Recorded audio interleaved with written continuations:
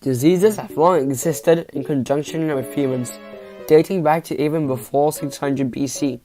Many of these diseases, from the influenza virus to the malaria plasmodium parasite, are infectious and are able to be rapidly transmitted over large groups of people.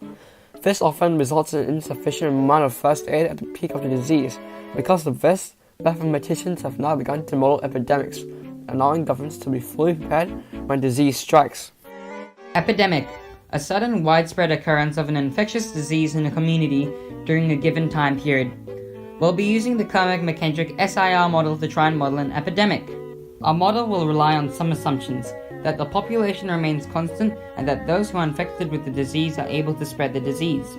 Of course, there would be additional outliers, for example, people emigrating away or being born, but these are almost negligible in a large population, and removing such variables allow for simpler yet accurate modeling. Each population can be split into three groups: susceptible individuals who are able to get infected, infected individuals who are already infected with the disease and are able to spread it, and finally, recovered individuals who can no longer contract the disease. You can write three equations describing how these populations change as time progresses. Equation 1. S-T represents the change in susceptible individuals per unit of time. Of course, there's a negative sign because people can only move away from the susceptible group to the infected and recovered classes. Beta multiplied by S represents the number of susceptible individuals who become infected per unit of time per infectious individual, where beta is the probability an infected individual can infect others at a given time. Finally, multiplying by the number of infected people at a given time gives the total number of people who will become infected, that is, leave the susceptible group over a given time period.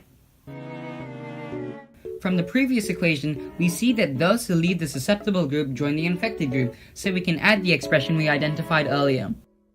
However, at the same time, individuals suffering from the disease heal, or in the worst case scenario, pass away. The recovery rate is denoted by alpha, where alpha equals to 1 divided by the mean time spent in the infectious class. Therefore, at any given time, alpha multiplied by the number of infected individuals are the number of people who leave the infectious group at any given time. Finally, equation number 3.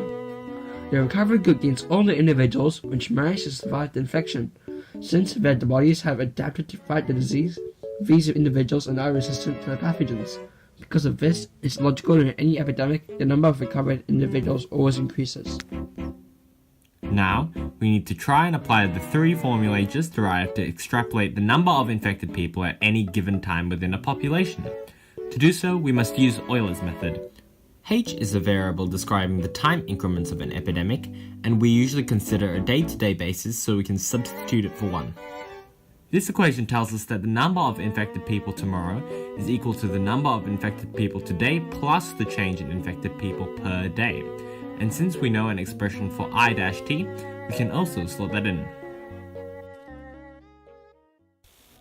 The date is 30th of March 2014, and an Ebola outbreak has taken place in Liberia, a country with a population of 4,294,000 people. You are one of the 50 doctors in the country tasked with combating the disease. Ever since the discovery of Ebola in 1976, scientists around the world have been collecting data and have derived the rate of infection constant as well as the recovery rate to be used in a time of need such as now.